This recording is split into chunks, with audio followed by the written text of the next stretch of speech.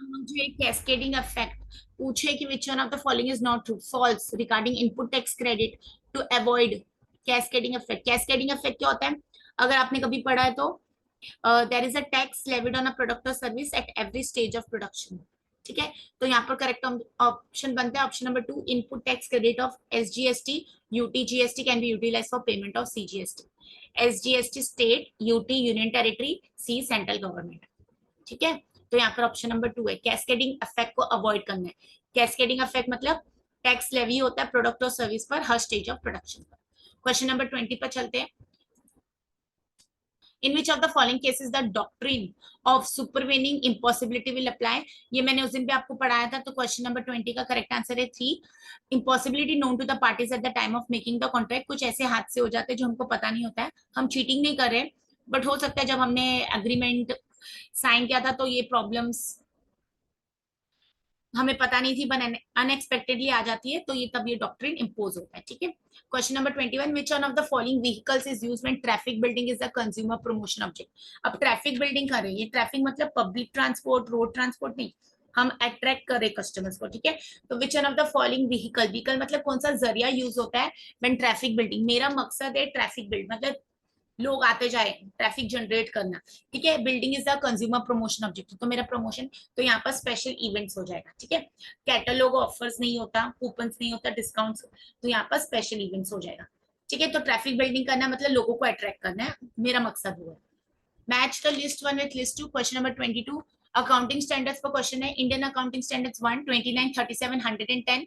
ये तो अगर मुझे एक भी आता है तो मैं देखती हूँ, सी वाला मुझे लगता है 1 होना चाहिए, तो सी और 1 मैच हो रहा है, तो अकाउंटिंग स्टैंडर्ड 1 क्या है, तो 3 से मैच हो रहा है presentation of financial statements. Accounting standard 29 है, 4 से मैच हो रहा है financial reporting in hyper inflationary economies.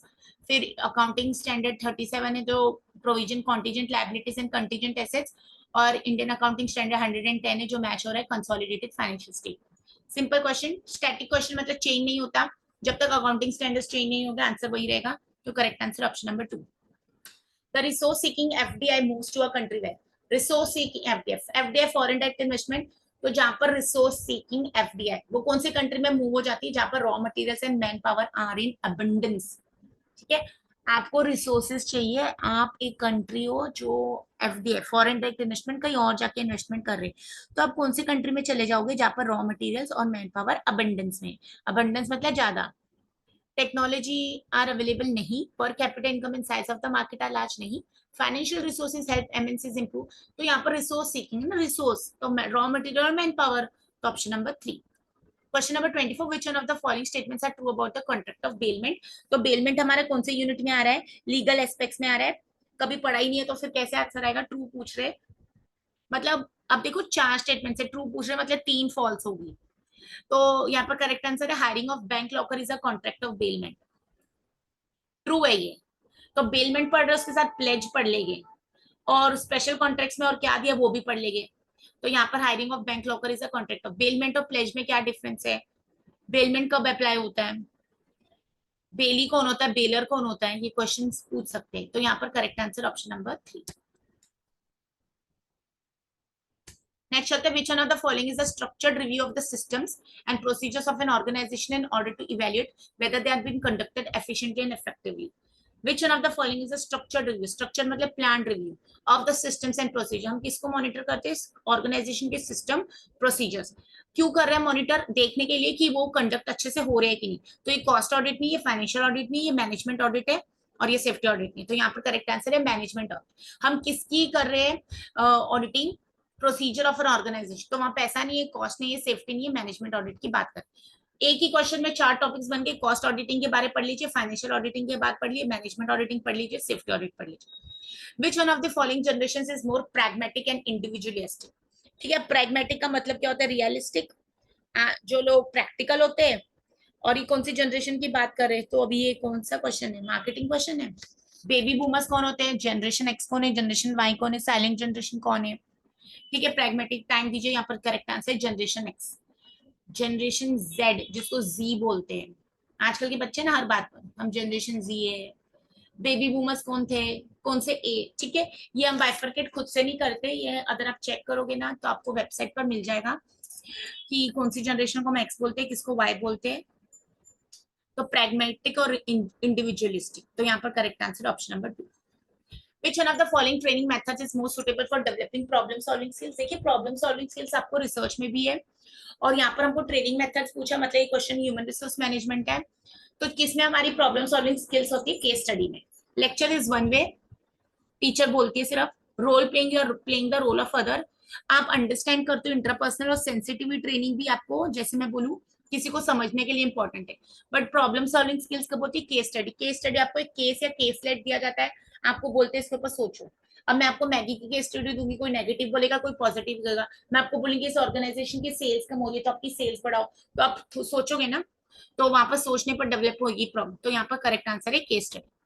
When the sum of exponents exceeds, ठीक है, ये फॉर्मूला बेस्ड है। अब यहाँ पर क्या दिया इन्होंने?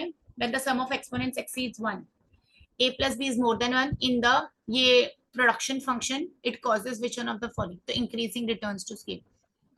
मुझे लगता है शायद इस क्वेश्चन में कुछ मिसिंग है, या फिर मैंने कुछ टाइप करना रह गया, बट यहाँ पर करेक्ट आंसर ऑप्शन नंबर 3। ये कौन सा क्वेश्चन है हमारे? अगर आपने ध्यान से देखा होगा तो ये हमारा इकोनॉमिक्स का क्वेश्चन है। And economy grows at 5%, 12%, 7% of the last 3 years, मतलब 5% बढ़ रही है, 12% 3 साल में बता रहे। Average annual increase over this period will, अब क्वेश्चन पता नहीं कहाँ से आया, पढ़ा नहीं, इकोनॉमिक्स का क्वेश्चन है, फाइनेंस का क्वेश्चन है, तो जब पढ़ते नहीं है तो ठीक है। तो यहाँ correct answer option number 4। Which market form leads to more technological change and product improvements than alternative forms of market structure? ठीक है, market structure very very important question है। अभी ना थोड़ा सा भी अगर बेसिक पता हो ना इकोनॉमिक्स, तो देखिए which market form leads to more technological change, कौन सी मार्केट स्ट्रक्चर में technological change and product improvements होते हैं देन ऑल्टरनेटिव फॉर्म्स। ठीक है, पहले पढ़ लेते हैं परफेक्ट कंपटीशन। परफेक्ट कंपटीशन में सब कुछ रियलिस्टिक होता है, सब कुछ एब्सेंस होता है, जैसे absence of taxation, absence of transport cost, वो एक रियलिटी नहीं है, वो मिथ है, बुक्स में एग्जिस्ट करता है। अब मोनोपोली, मोनोपोली सिंगल सेलर, ठीक है, आप रेलवे स्टेशन पर जाते हो मुंबई में, आपको नीर पानी मिलता है क्योंकि वो मोनोपोली है, वो लोग ही पानी बेच सकते हैं, वहां पर बिस्लेरी नहीं बिकती। तो मोनोपोली मतलब सिंगल सेलर। अब मोनोपोलिस्टिक कंपटीशन क्या होता है? मैं साबुन की बात करूं तो मेरे पास लक्स साबुन है, फिर मेरे पास हमाम है, फिर मेरे पास नीम वाला है, फिर मेरे पास एंटीबायोटिक, फिर मेरे पास डेटॉल है। ठीक है, अब साबुन का मेन मकसद क्या है? हम यूज करते हैं to keep our body clean, कीटाणु नहीं आए, ठीक है, जो भी है। तो बेसिक एक उसका फंक्शन है। और अभी क्या होता है ना, अगर मैं डिटॉल की बात करूँ और समझो नीम के साबुन की, आयुर्वेदिक, दोनों कीटाणु मारने की बात कर रहे हैं और बोल रहे हैं हर्बल है, तो ये दोनों चल जाएगी एक दूसरे के बदले, मतलब ऐसा नहीं कि इनके सब्सटीट्यूट नहीं है, बट है ना कोई ऐसी चीज होगी जिसकी वजह से मैं ना डिटॉल ऑप्ट करूंगी या फिर नीम वाला ऑप्ट करूंगी। ठीक है, हो सकता है हम आयुर्वेदिक को बहुत प्रेफरेंस देते तो हमको लगता है नीम साबुन अच्छा है, तो उसकी स्मेल भी अच्छी है, फ्रेग्रेंस अच्छी है। ठीक है, फिर मोनोपोलिस्टिक में और क्या होता है? आप कंपीट करते हो सेलिंग कॉस्ट के ऊपर ना। What is selling cost? जैसे आपने देखा होगा लक्स में कभी कभी बोलते गोल्ड का सिक्का मिल रहा है, अब 1000 साबुन बनाएंगे, उसमें से एक में गोल्ड का सिक्का दे देंगे, लाखों साबुन बने। तो what you are doing, you are trying to compete on that selling cost. Selling cost क्या होते हैं? एडवर्टीजमेंट का खर्चा, जिससे लोग मेरा प्रोडक्ट खरीदते। You are trying to differentiate your product. तो मोनोपोलिस्टिक वो कम। अब ओलिगोपोली याद रखना, ओलिगोपोली कैसे आइडेंटिफाई करते हैं? There are few sellers, but वो फ्यू सेलर्स को मैं हाथों पर इजिली काउंट कर सकती हूँ। एयरलाइंस, ठीक है, अगर अब मैं बात करूं एयरलाइंस में तो मेरे ख्याल में आता है एयर इंडिया, इंडियन एक्सप्रेस, फिर इंडिगो, फिर किंगफिशर अभी है कि नहीं पता नहीं, जेट एयरवेज अभी है कि पता, तो यू कैन इजिली काउंट, तो उसको बोलते हैं ओलिगोपोल। ओलिगोपोल, ठीक है। तो मोनोपोली तो सिंगल होता है, मोनोपोलिस्टिक में क्या होता है? Several sellers, but you are competing on a selling cost, और परफेक्ट कंपटीशन एक्सिस्ट। तो यहाँ पर बोल रहे which market form leads to more technological change and product improvements and alternative forms, तो यहाँ पर ओलिगोपोल। ठीक है, एक ने जो किया ना तुरंत दूसरा करेगा। अब आप एरोप्लेन में जा रहे हो, लेग स्पेस की बात करें, लगेज का खर्चे की बात करें, कितना अलाउ है, तो तुरंत वो चेंजेस हो जाएंगे, टेक्नोलॉजिकल चेंज। तो करेक्ट आंसर है ओलिगोपोली। ठीक है, यहाँ पर हमको दिया है certain bivariate data BYX and BXY have been calculated which is equal to 2.4 and 0.4 respectively. मतलब डेटा BYX के लिए 2.4 है, BXY के लिए 0.4। If the value of the X series are all multiplied by 5 and all values of Y series are divided by 2, how would it affect the value of two coefficient? Coefficient पर question है, unit number 5 से calculation आएगा तो ये answer निकाल सकते हैं। तो यहाँ पर हमारा करेक्ट आंसर है the coefficient are revised by b by x is equal to 0.24 and bxy is equal to 4.0। कैसे आया, फॉर्मूला है, क्वेश्चन समझना है, सॉल्व करना है। तो correct answer option number 3। Question number 32 constituents of integrated marketing. Marketing का क्वेश्चन है, इंटीग्रेटेड मार्केटिंग क्या होती है, कहाँ पर आती है, what is relationship marketing, what is integrated marketing. तो इंटीग्रेटेड कहाँ पर कॉन्सेप्ट है, याद ही नहीं आता, तो स्टेटमेंट्स पढ़ते, customers, price, communications, product and services, channels. तो अभी देखते हैं इसको, ऑब्जर्व करते हैं। इंटीग्रेटेड में कस्टमर आएगा क्या, ऐसे सोच सकते हैं। तो अगर मुझे लगता है कस्टमर नहीं आएगा तो ए और बी, मतलब स्टेट कोडिंग 1 और 2 एलिमिनेट। बी सी डी और सी डी, इन दोनों में बी सी डी और ई और सी डी, तो मतलब यहाँ पर बी का डिफरेंस है, तो प्राइस, तो प्राइस नहीं आएगा कॉन्स्टिट्यूट में। कम्युनिकेशन आएगी, प्रोडक्ट एंड सर्विस आएगी, चैनल्स आएगा, प्राइस आएगा, sorry, constituents of integrated marketing. तो यहाँ पर आ जाएगा option number B C D और ई। तो 3, price, communication, product and service, channels. ठीक है, कम्युनिकेशन, प्रोडक्ट और सर्विस, चैनल्स, प्राइस भी इंक्लूड करेगा, कस्टमर सिर्फ नहीं आएगा। तो ए जिसमें भी ऑप्शन था वो एलिमिनेट कर देंगे और यहाँ से ढूंढना। A contract is said to be discharge by, अब देखिए कॉन्ट्रैक्ट आ गया, कॉन्ट्रैक्ट के बारे, तो ये लीगल एस्पेक्ट्स है, तो जाते हैं तुरंत अपने यूनिट नंबर 7 पर। नहीं पता क्वेश्चन तो पढ़ते हैं, इसका मतलब क्या है। अब हमको तो लगता है हमें सब आता है, तो हम पहले थोड़ा सा क्वेश्चन को पढ़ लेते हैं और देखते हैं कि मुझे इनमें से ऑप्शंस में से कुछ समझ आ रहा है। रीड करते हैं, 5 स्टेटमेंट्स दिए, देखते हैं कुछ कॉमन सेंस लगा सकते हैं। Contract is said to be discharge by restriction. अब ये रेस्ट्रिक्शन का मतलब क्या होता है, पहले तो लॉ में पता होना चाहिए। स्टेटमेंट पढ़ के देखते हैं। When terms of a contract are altered, when a party makes novation of a contract, when a agreed party exercises option to avoid the contract, when a party to contract waives his rights under the contract, and when none of the parties has performed its part for a long time and no other party has objected. तो यहाँ पर correct answer है C and D.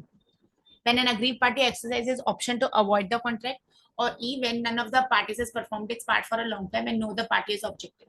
तो restriction होता है कुछ चीज को, अगर हम लॉग में बात करें, अगर आप उसको पढ़ेंगे तो उसका मतलब होता है when a contract is null void, ठीक है, या नो लॉन्गर उसको बाइंडिंग होता है।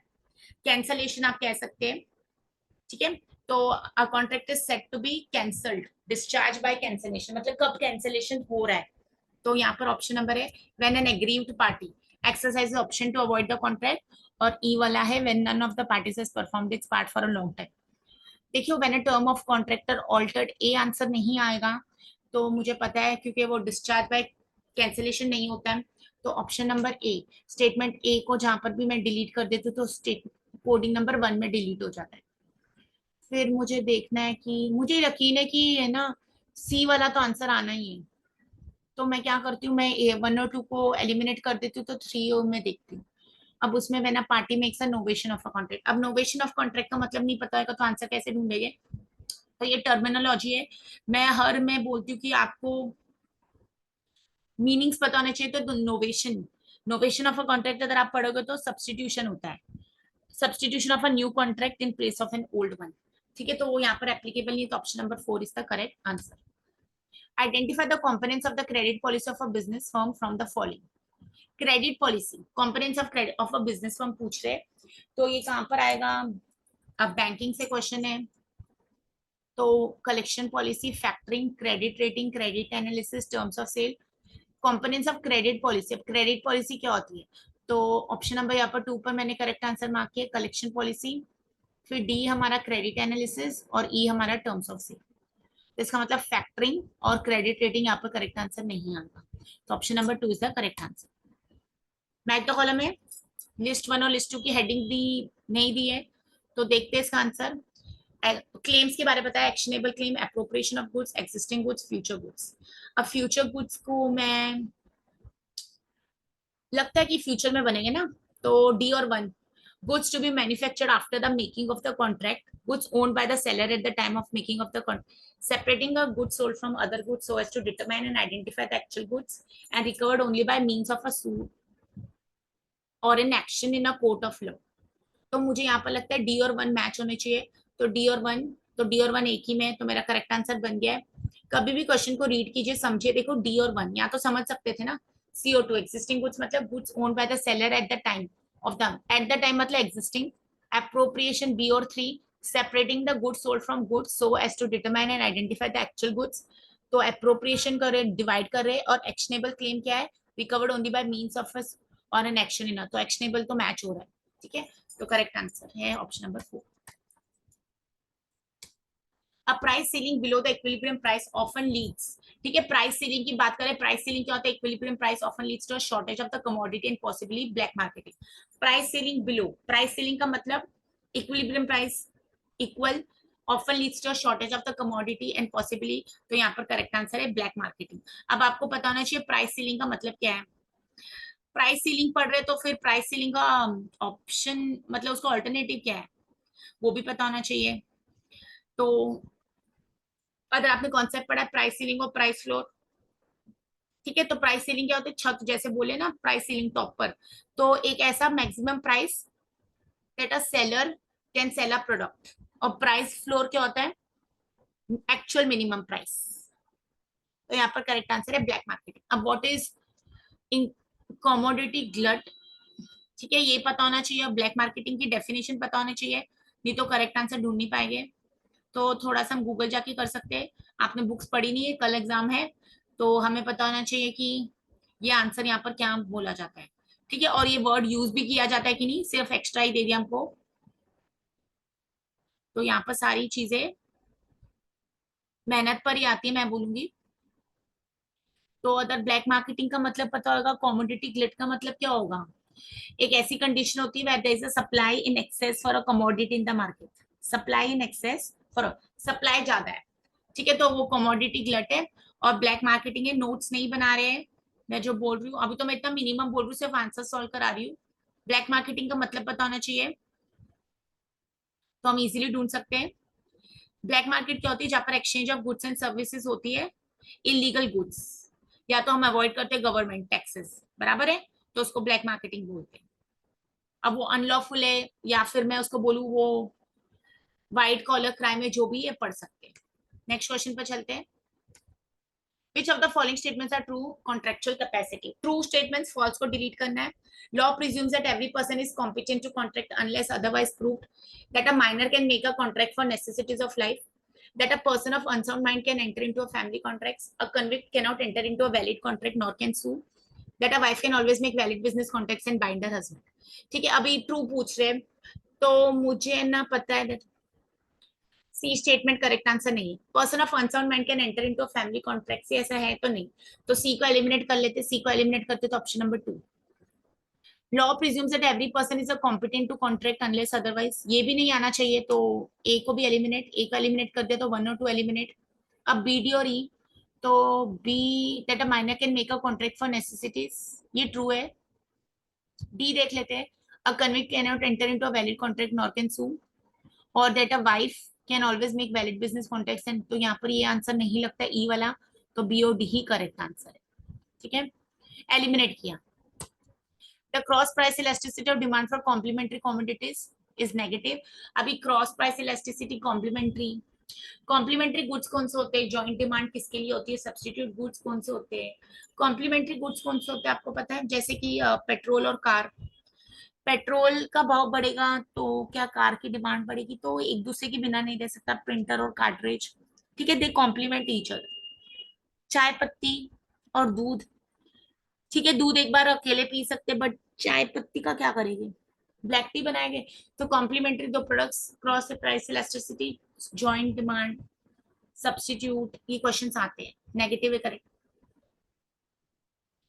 विच one of the following statements are correct, unit number 5, A B D N statements are correct, correct, ये तो फीचर्स है, प्रॉपर्टीज है, तो पढ़ते the critical value of Z for two tail test with alpha is 0.5 is 1.96, the critical value of Z for two till test with alpha is 0.01 2.57, critical value of Z for one till test with alpha इतना बताया और इतना बताया, तो अब ये तो आप अगर जाके चेक करेंगे तो A B D correct answer है, मतलब ये वाला, ये वाला और ये वाला,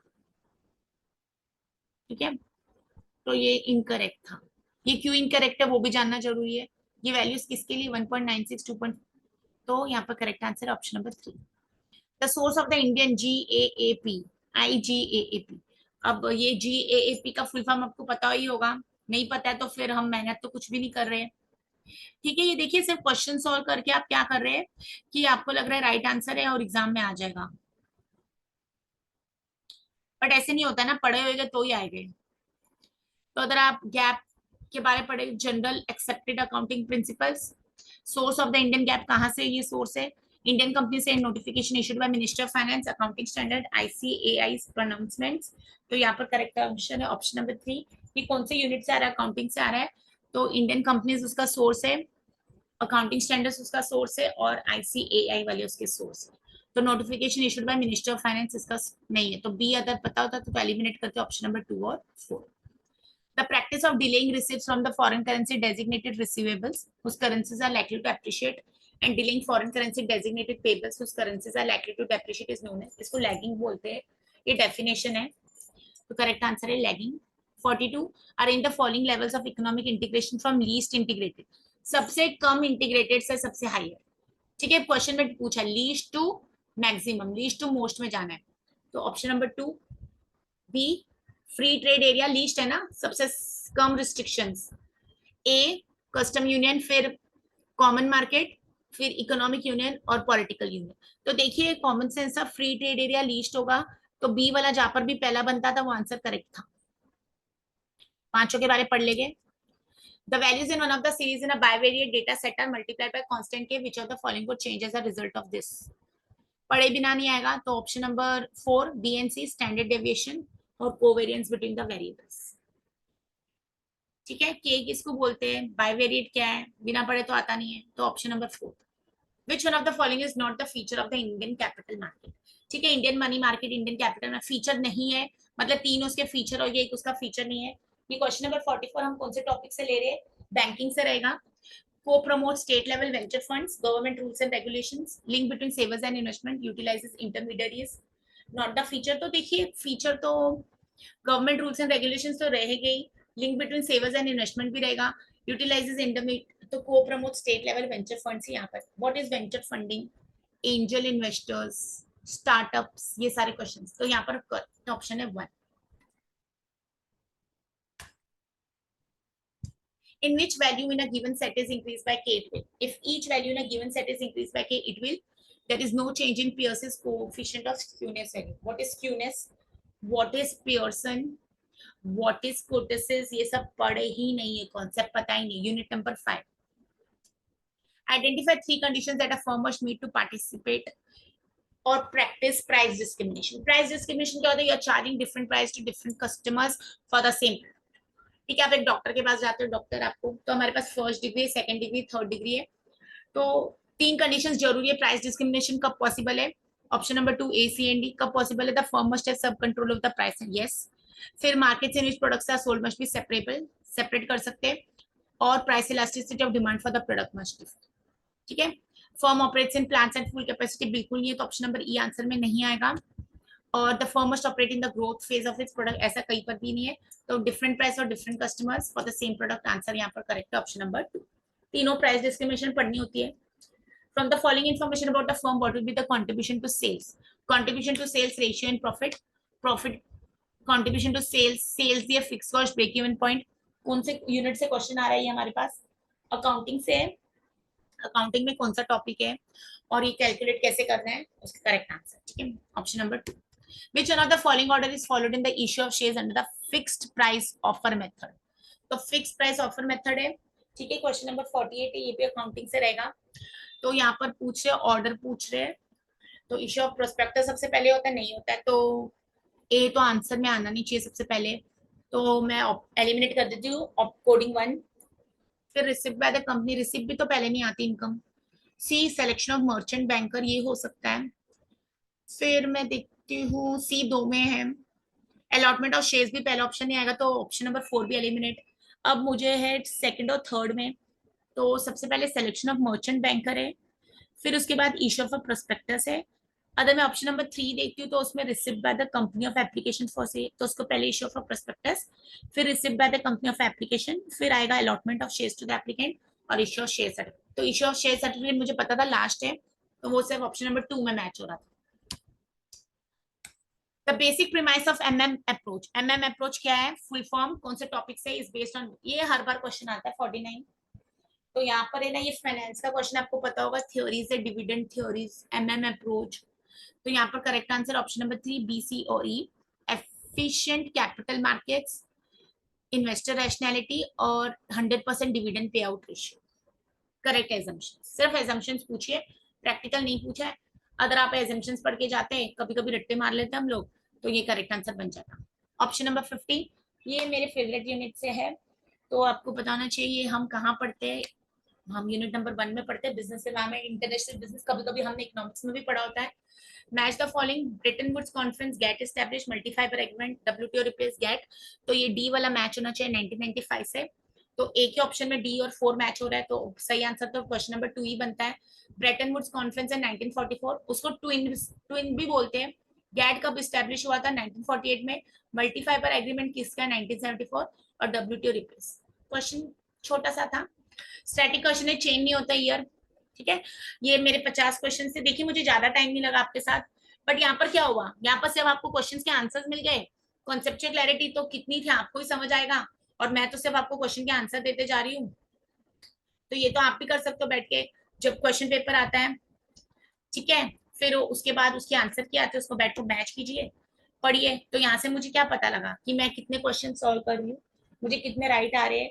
मैं मार्केटिंग को आइडेंटिफाई कर सकती हूँ इकोनॉमिक्स से, मुझे पता है ये क्वेश्चन बैंकिंग से या इंश्योरेंस से या फिर अकाउंटिंग मैंने कितना पढ़ा है, या मुझे ये क्वेश्चन आ रहा है तो मुझे ये टॉपिक आता है, ठीक है। देखिए एमसीक्यूज है, ऐसे पढ़ के भी तीर तुक्के और लक से भी क्वालिफाई हो जाते, बट हम टीचर से जिम्मेदारी बढ़ती है।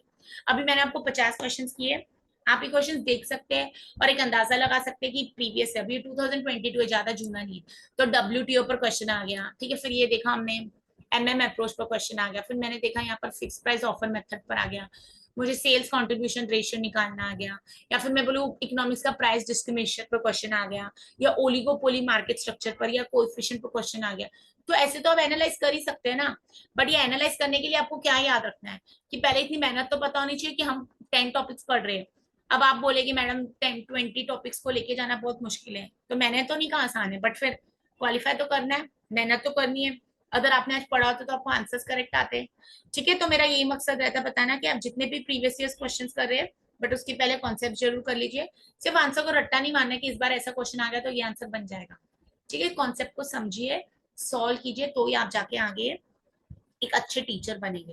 क्वालिफाई होना आसान है, मैं बोलूंगी, आंसर तो ढूंढ ही लेते हम, बट फिर आपके अंदर कॉन्सेप्चुअल क्लैरिटी, आपने क्या सीखा पढ़ाने के लिए, ठीक है। तो अब ये मैंने 50 क्वेश्चंस किए है, और अगर आप मेरी तरह से बाइफरकेट करेंगे तो देखिए कितने क्वेश्चंस कहाँ पर आ रहे, कहाँ अटक रहे, मुझे कितना वेटेज है, 70% मार्क्स लाने हैं।